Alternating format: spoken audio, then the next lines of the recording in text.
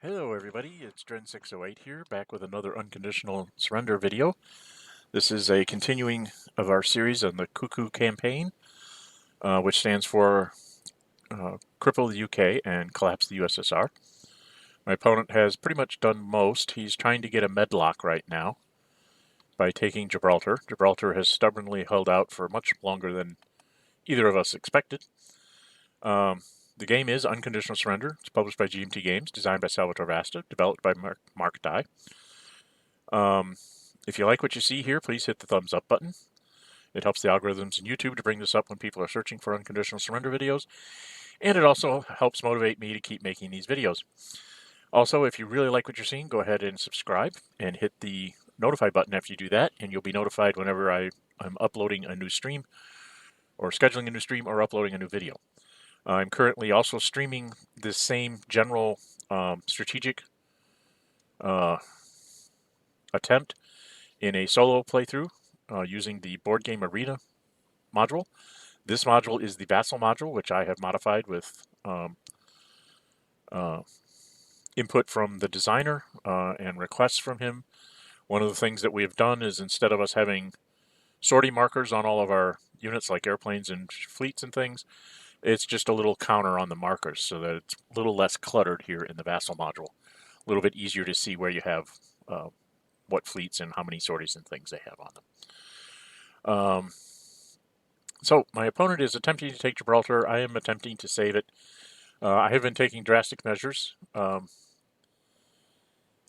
have been eliminating fleets so that I can sail in new fleets to keep the Gibraltar garrison, which is the 8th Army, supplied, so that it's very hard for him to take it. We're going to see how long I can hang on here. The longer I hang on, the less units he will have over here in the Soviet Union to slow down the Soviet offensive when they come in, hopefully in December of 43, but we'll see. And he also does have to keep things here because I do have surprise attack markers from the United States. So, you know, there are threats here. I think there's a threat here still. Yes, I have the 1st Canadian here. And up here, I think I have the U.S. task force turned into, as I like to joke, a real boy. It became a real armored unit. So I do have a couple of units that could possibly do invasions here into northern France. So he can't really abandon northern France altogether. And he is set up for a possible invasion of Norway because he's had experience in the BGA module of people coming through Norway and putting a lot of pressure on Germany that way, which I might just try this game. I don't know. It really depends on how well Gibraltar holds on, because if Gibraltar falls right away, he'll be able to get these armored units that he has down here. One thing I did notice, he has 3 armored units, and infantry, 2 airplanes, and a garrison. He's also moved another airplane down here, so he does not have an airplane up in Norway, so that's 1 less on his pluses there. He has 1 airplane defending Germany, and I now have 2 bombers available to start trying to bomb him. So things are doing okay. The British factory loss marker has been slowly chipped down to 4. I haven't really done any damage to his production, but I'm getting the British production back up to respectable levels. Right now it's doing quite well. So we're just going to go ahead and get started here.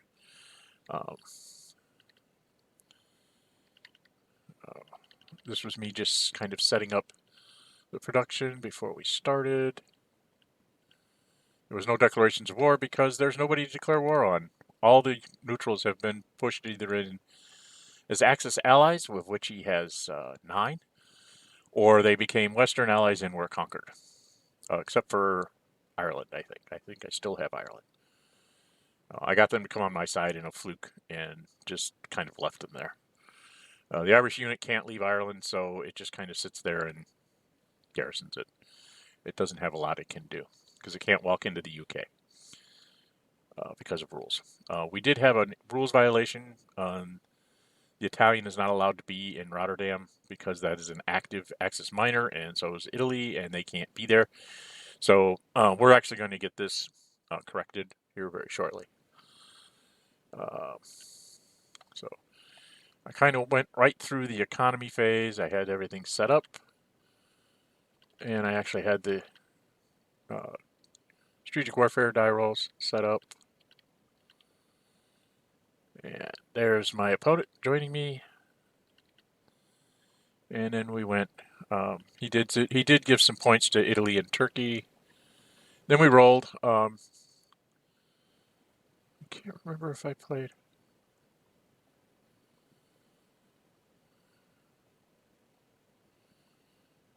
Did I play a marker here? Did I have a marker to play? I think I hung on to my partisans. So his die roll was a 9 and mine was an 8. So he didn't lose one, but I got one back. So now the British lost markers down to 3. So I'm almost at full capacity for the British. So we go into the strategic movement phase for the Germans. I think he brought a. Oh, this was us fixing the mistake that we made last turn, where he couldn't actually have. It was actually 2 turns ago, but he couldn't move the Italian into the Netherlands, and so we just swapped those for now. And I said that, with the weather being fair everywhere, it's like I could possibly invade there, but that's probably not a really good idea because I don't have really good air support either. So he brought a German infantry over into Helsinki to prevent any Russian backdoor invasions to capturing stuff there.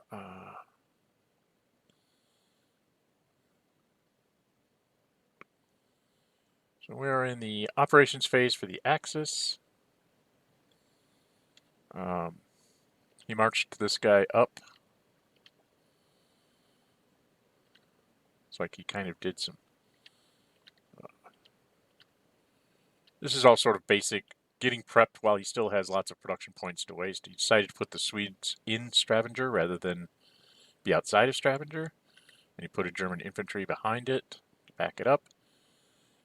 And he brought up more garrisons. And then we went down to Gibraltar, which is where everything's going to matter. There's no airplanes for him to interdict anymore, so he's just doing his assault here. So he is 2 for the 2 for armor, 2 for German. That's 4. 5, 6 for isolation. 7 for the Spaniard. 8, 9 for the airplane. Then he threw in a ground support for the Spanish to make it 10, I think. And then back down to 9, and then I'm a 3 because 1 for British and 2 for armor. He rolled a 5 plus 9 is a 14, halves down to a 7 because he's attacking a fort. And I rolled a 5 plus 3 is an 8, so stopped that. Now we were seeing how far airplanes could move and things. So he flew that one up there. And then flew the one that had 0 sorties down to Cadiz to try and interdict my supply.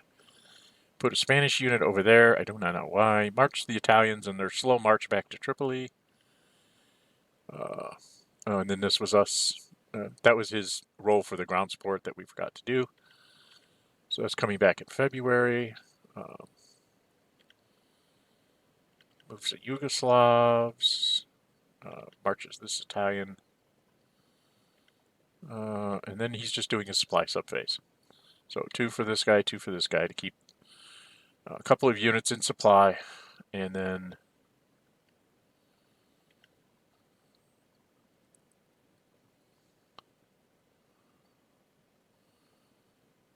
he moved an airplane up to there because he's going to put it back up in Stavanger because he's like, I need to stop this stuff. So I think, what was this? I think he went ahead and had this guy go into low supply because he wasn't afraid. The Russians aren't active yet, so he doesn't need to use a supply point there. And then this is something that we've measured out in the past. The American bomber from Southampton can come down, weasel his way between aircraft coverage, circle around behind through Italy here, and gets to Munich. So that's unopposed, and so I get to drop a bomb marker in Unit. And then the British, I had moved to Hull because then I counted.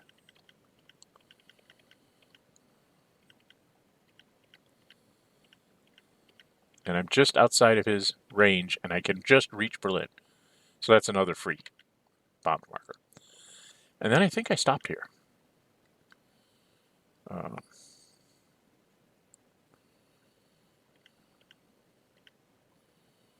I stopped with that.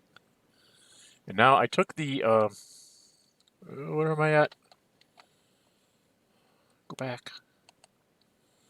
So I went ahead and took this convoy with Home Fleet. It said 1 movement point to here. That's 4 that I've used.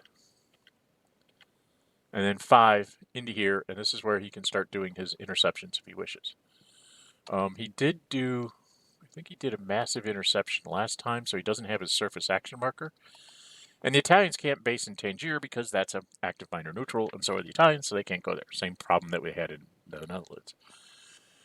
So he just said, nope, go ahead. He's going to try and beat me up when I try to do supply. And then I decided that I needed to get the Canadian over on this side where I could actually possibly do invasions in the future. Okay. And then I put the garrison that was in Birmingham, I went and put it in Plymouth because I'm paranoid about German intervention into England, where I only have, I'm very low on will points. The British are down to like 11, so I can't really afford to lose too much. They could lose 2 points if they lose Gibraltar. They'd lose 1 for the unit and 1 for the city. So I have to kind of pay attention to the willpower here in the late war, because otherwise I could end up in a lot of trouble. I moved an airplane over there. And I think I ran the American bomber that way so that he'd get 1 attack with the airplane. He's at like +2. I'm at like minus ridiculous. So it's a matter of what he rolls.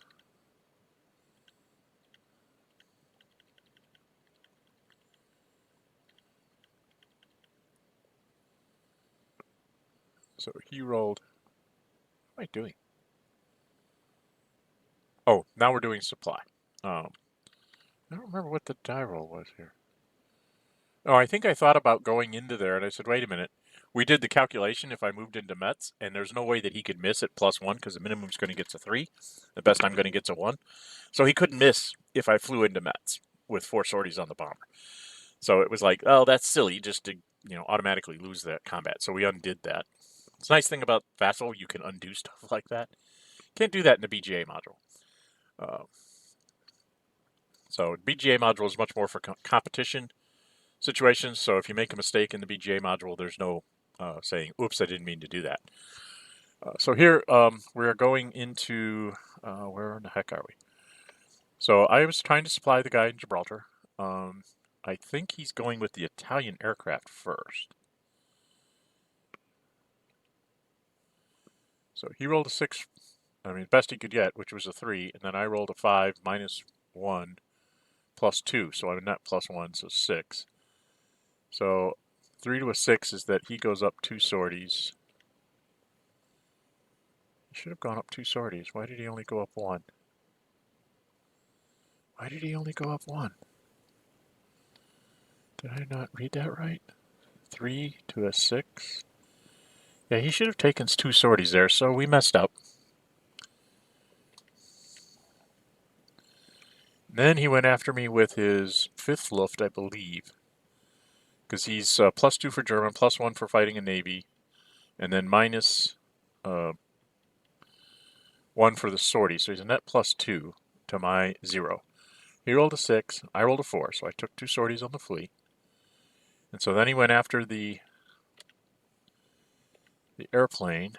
So he's now a net +1. He rolled a 3 +1 as a 4, and I rolled a 2 -1, so I took 2 sorties and ended up back in Gibraltar.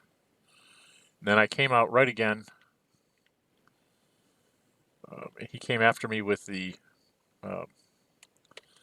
with the 5th Luft first, because that was the only one he could get through. He rolled a 4. I rolled a 4 -2, so I ended up taking 6 sorties there. Then he went after me at -1. He rolled a 2, so he didn't get me. So supply got through. And then he went ahead and ran it up to maximum, the maximum sorties you could get on it, just so I couldn't have replenishment ideas. And then that was the supply phase there. The Soviets did absolutely nothing. They're perfectly suited to where they need to be. Possibly in November, I might move them a little bit to commit to the front I want to attack on. November is also the turn that I will actually put my upgrades out. One of the things, if you get collapsed as Russia in 42, do not put out your upgrade markers before you have a chance of coming in. Reason being, Germans have no idea where you're going to put all those guards, infantries, motorized units, or your guards' armor. They just see where your armor units are, but they don't know which ones are actually going to be promoted to guards. Therefore, they have to be flexible enough to guard against either the northern or the southern front. And in this case, it could be very monumental because a lot of his heavy-duty units, 3 armored units, are all stuck here in the Middle East. Or not in the Middle East, but in Gibraltar, as far away from Russia as they can be, along with several of his airplanes. But be that as it may. So we got to the no supply western phase, and I said, that's it. We're going to move the fleet and the convoy out to pull the same shenanigans I just did here. I'm going to move another fleet and convoy in there to try and supply them next turn. And I just put them to 4 sorties, and they're on the card. I just automatically set them to 4 sorties because that's what they'll come in at. So that's what that stuff there. And we did all that. Soviets didn't want to remove anything. The Axis with their replacements are pretty standard. Fix the convoy, fix the airplanes, fix the Italian airplane, and the Italian convoys, and I think that's it. I had to do the Americans, got their sorties in for free, and then the British. What did they do?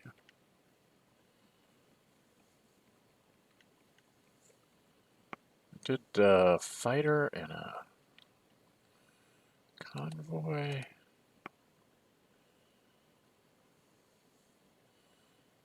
Okay, this brought down Med Fleet. I brought down a fighter somewhere. Where did I bring down a fighter? Was that 2411? 2411. I have no idea where 2411 is for the Allies.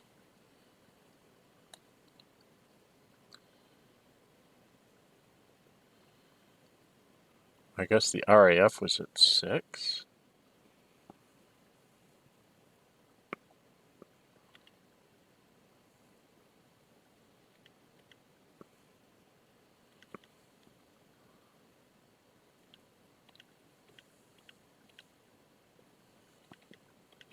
Yeah, there we go. All right, so everything's set now. Soviets didn't have anything to replace, so we went into mobilization. The Axis had an infantry unit. They went ahead and built in the east. The American fleets obviously came on the board because they don't cost me anything. There's no diplomacy, no victory check, and we're into the next turn. So we know that the weather's fair everywhere, so we don't have to do any of that. There will be... This is the end of turn phase that we're doing, putting stuff into the boxes, that kind of stuff. So we go through the Declaration of War. We're doing the economies now, which is basically what it was last turn.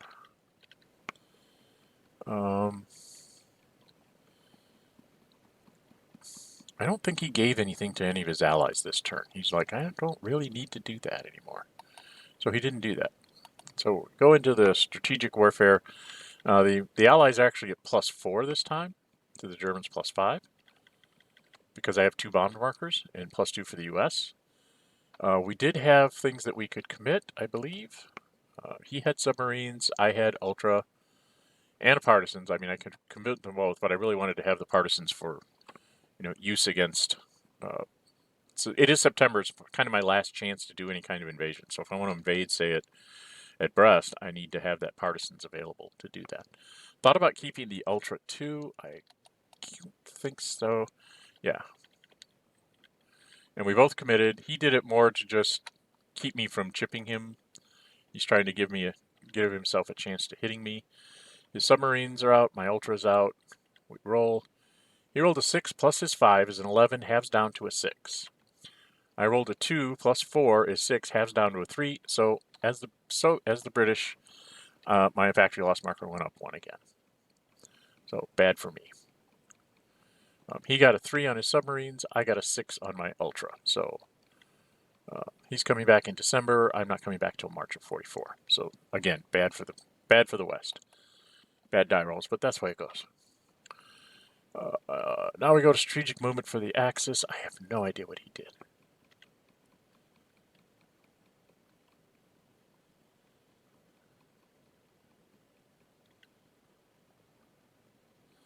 Oh, he went ahead and strategically moved up the Africa army because why not?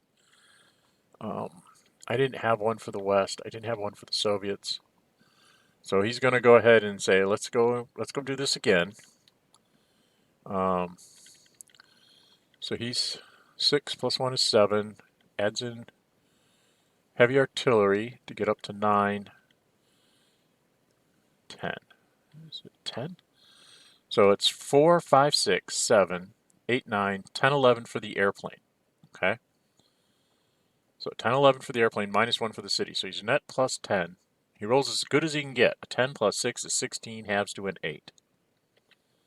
I rolled a 4 plus 3. Just enough.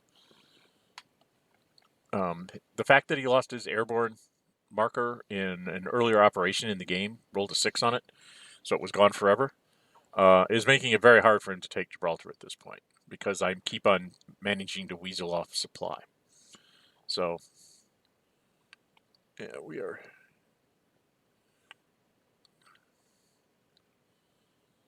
Now I think he's using this Panzer Army. Yes. Using that Panzer Army, this Panzer Army. Uses another air support. That was the one. He rolled a 1 for his heavy artillery, so it'll be back next turn. Very good for him. So he attacks. 4 plus 2 is 6. 7, 8, 9, 10. Minus 1 for Gibraltar. So he's plus 9 in halved. Rolls a 2 plus 9 is 11. Halves down to a 5. I rolled a 4 net, so... no, an 11 halves down to a 6. That's right. So this was the only thing that could have hurt me, is rolling a 1 here. And I did. So, oops, I'm flipped. So he goes, let's see if we can take you. He comes in with his infantry. He's going to add an airplane here. And his tanks marker. So he's 1, 2, 3, 4, 5, 6, 7, 8. I think he's going to be plus 7 net.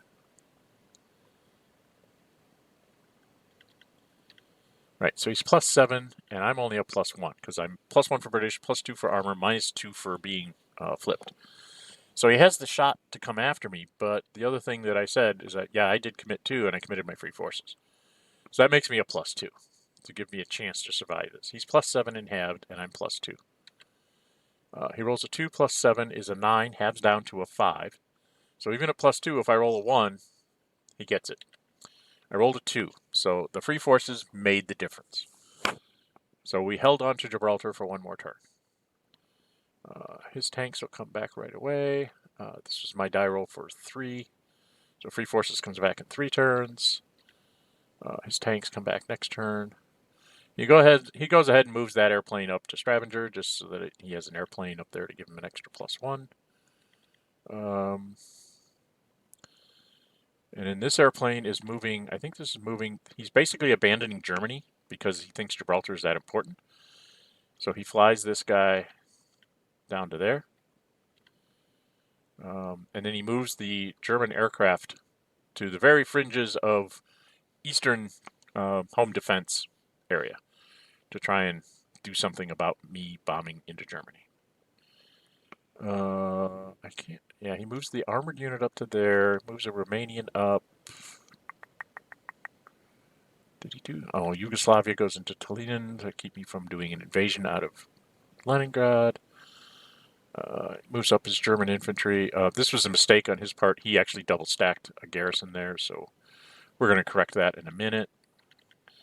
He decided to swap the German infantry for the Italian infantry because he wants to try and prevent me from getting into Suez.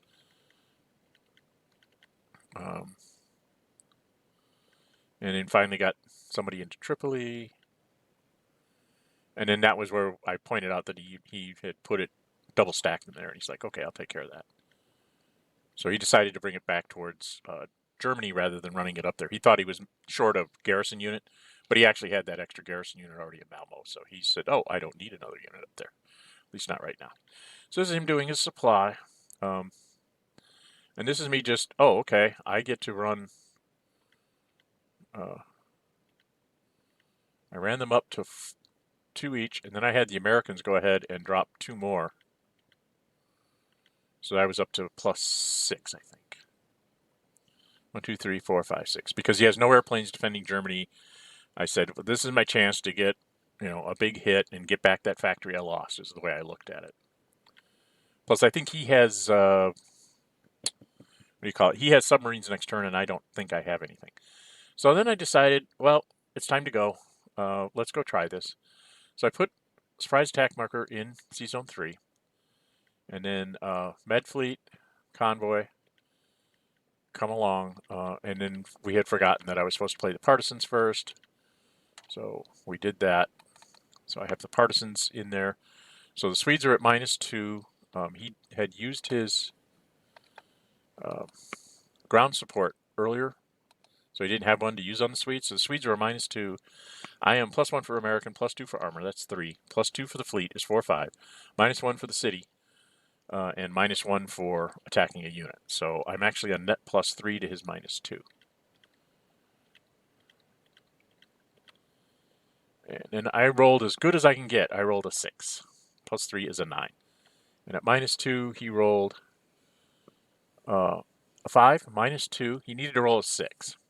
Anything else is going to result in at least a DD, which eliminates the Swedes. Their will goes down by 1. And the Americans get the airplane flies up to Bergen, and I land there with all the fleets. Then I flew the airplane down to here, and then over to be in there. And then the American fleets moved into here to pick up the Canadians. We played another surprise attack marker, and then we invaded at Trondheim.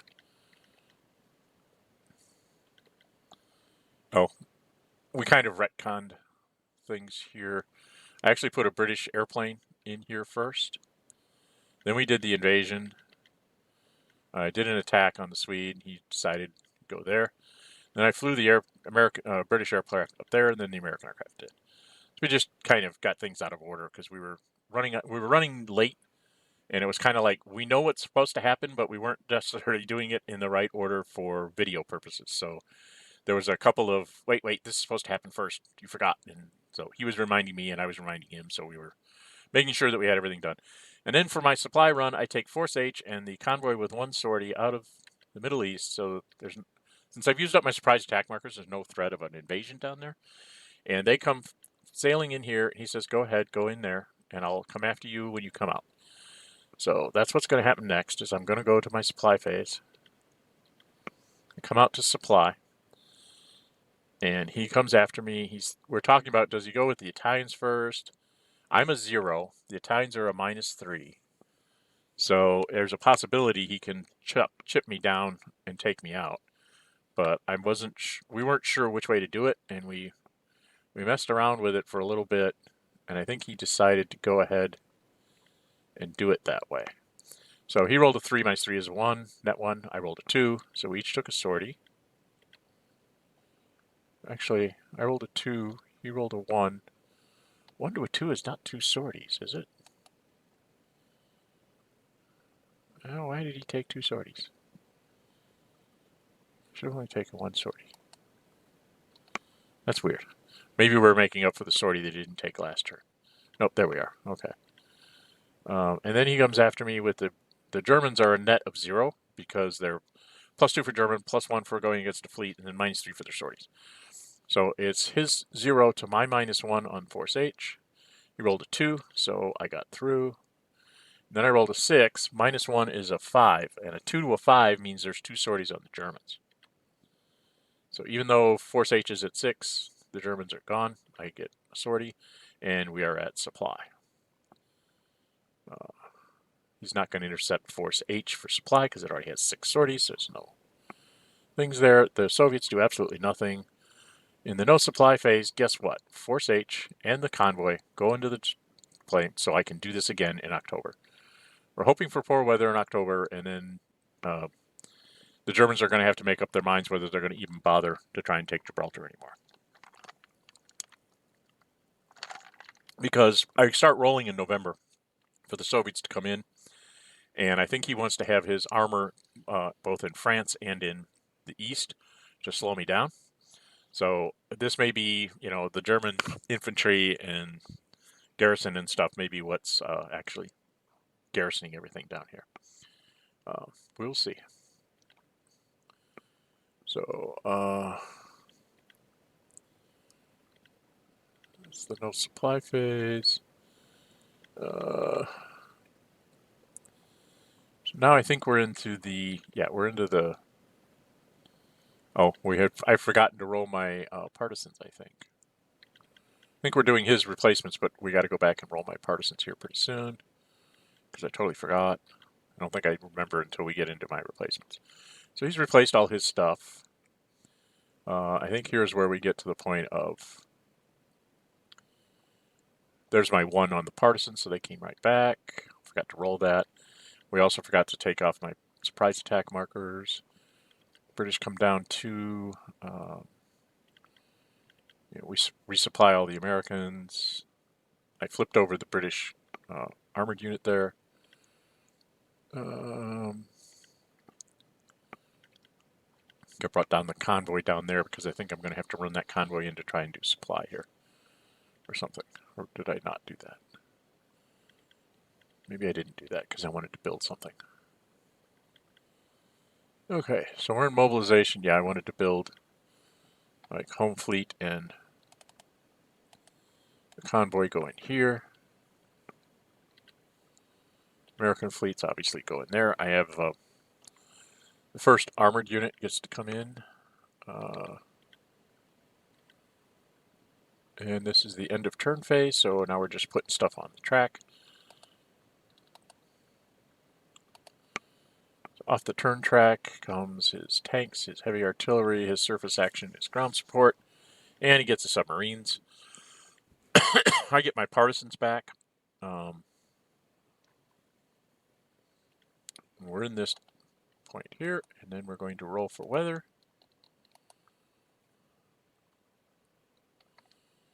So the weather track, and he rolls. He rolled a 4, 4, and a 1. If you go to the player aid card in November,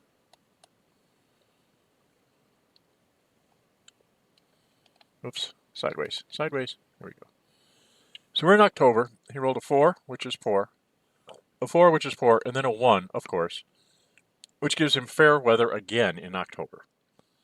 So he has a very good chance, again, he almost pulled it off last time. He might just pull it off this time.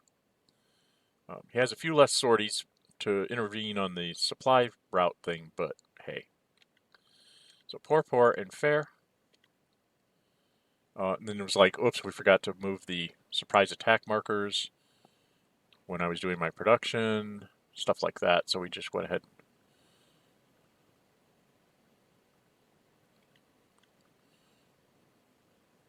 Put them in January 44 when they would come back.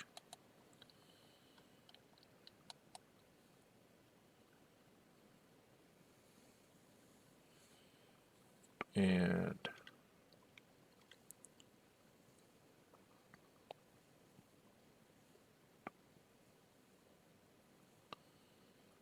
So he's got and